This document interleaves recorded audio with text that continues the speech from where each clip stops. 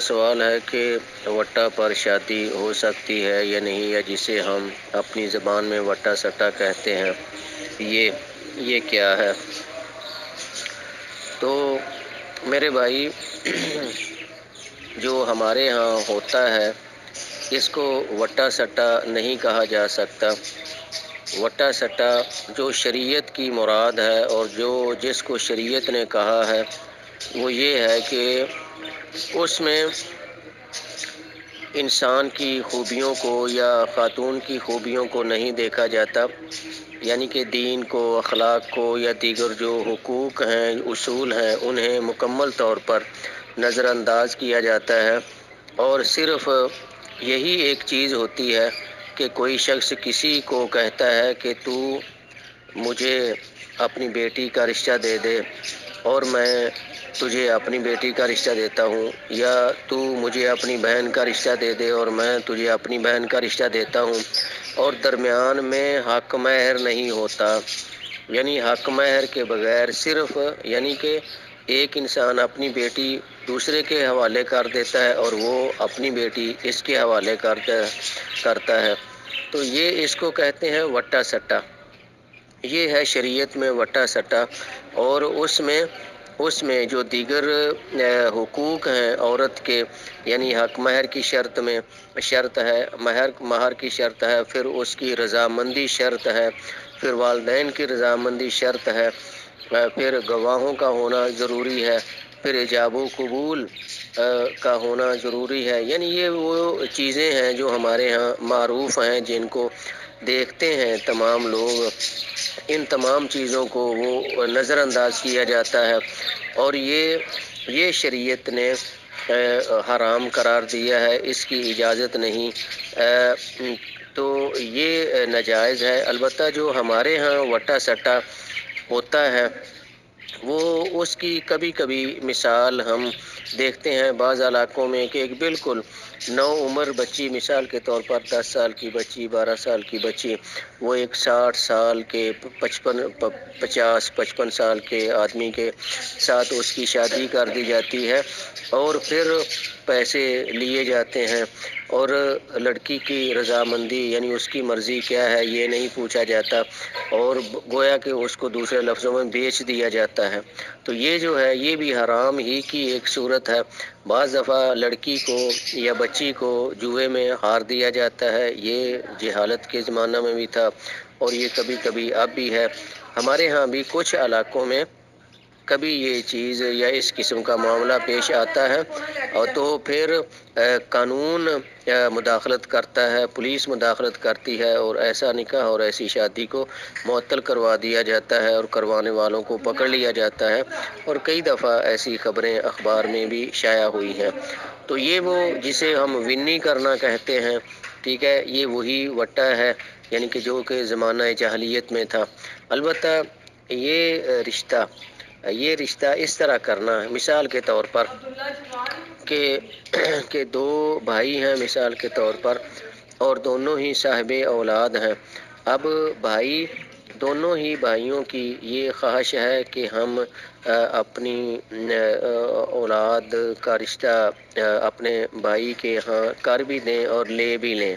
ٹھیک ہے، یعنی بیٹے کا رشتہ لیتا ہے بھائی اپنے بیٹے کے لیے، وہ بھائی کی بیٹی لے آتا ہے، اور اپنی بیٹی کو اپنے بھائی کے بیٹے کے لیے رشتہ دے دیتا، اور باقاعدہ رضامندی ہوتی ہے طرفین کی، اور بچہ بھی اس میں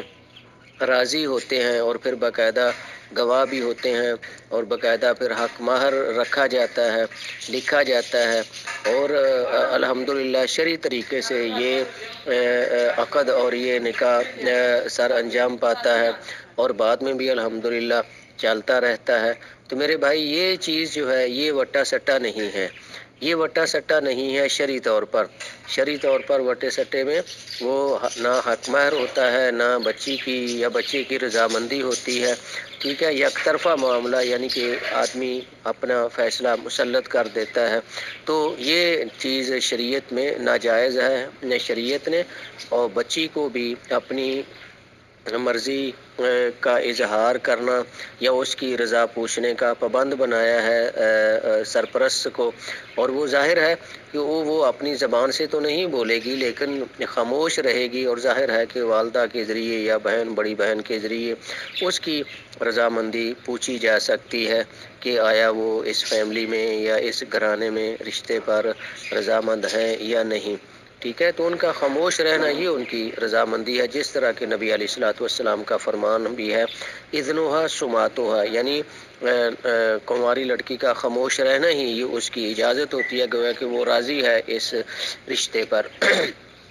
تو اس میں یہ ہے کہ جو ہمارے ہاں ہوتا ہے مثال کے طور پر کہ شرعی طریقے سے باقاعدہ دو بھائیوں نے باہمی طور پر رشتہ لیا دیا ہے یا بھائی بہن نے رشتہ لیا دیا ہے، مثال کے طور پر اس طرح، ٹھیک ہے۔ لیکن خدا نخواستہ کبھی مستقبل میں 2 سال 10 سال 15 سال بعد ایسے ہوتا ہے کہ ایک شادی میں یا ایک نکاح میں وہ کوئی اختلاف اور تنازع ہوتا ہے اور ناراضگی ہو جاتی ہے، اس کی وجہ سے وہ بیٹی اپنے والدین کے ہاں چلی جاتی ہے۔ اب دوسرا بھائی کیا کرتا ہے، وہ بھی انتقام کے لیے اور محض بدلہ لینے کے لیے وہ کیا کرتا ہے، وہ بلا وجہ بغیر کسی قصور اور غلطی کے اپنے بھائی کی بیٹی کو وہ اس کے گھر میں بھیج دیتا ہے، ٹھیک ہے۔ تو یہ بعد والے جو تنازع اور مشکلات ہیں اور لڑائی جھگڑے ہیں، ان سے بچنے کے لیے لوگ کہتے ہیں، لوگوں نے سمجھ لیا کہ یہ بھی وٹا سٹا ہے، چونکہ بعد میں مشکلات پیدا ہوتی ہیں تو لوگ اس کو جائز اور صحیح سمجھتے ہیں، کرتے بھی ہیں، باقاعدہ تمام جو پابندیاں ہیں یا اصول مقرر کیے ہیں شریعت نے ان کو باقاعدہ دیکھا جاتا ہے، ٹھیک ہے۔ لیکن جو بعد میں پیدا ہونے والی کبھی مطلب کہ مشکلات ہیں کسی کے ہاں، ان کو دیکھتے ہوئے پھر کہتے ہیں کہ بھائی اگر آپ لینا چاہتے ہیں تو میں آپ کو نہیں دوں گا، اگر آپ دینا چاہتے ہیں تو میں آپ کو دوں گا نہیں، یعنی اس طرح وہ اس لیے تاکہ بعد میں مشکل نہ بنے۔ تو یہ ایک مطلب کہ محض تھوڑا سا ایک شک ہے یا یعنی کہ غیر حقیقی چیز ہے، ممکن ہے کہ وہ دونوں ہی رشتے اپنی اپنی جگہ پہ الحمدللہ سلامتی کے ساتھ چلتے رہیں، کوئی مسئلہ نہ ہو، لیکن بسا اوقات ہو بھی جاتا ہے۔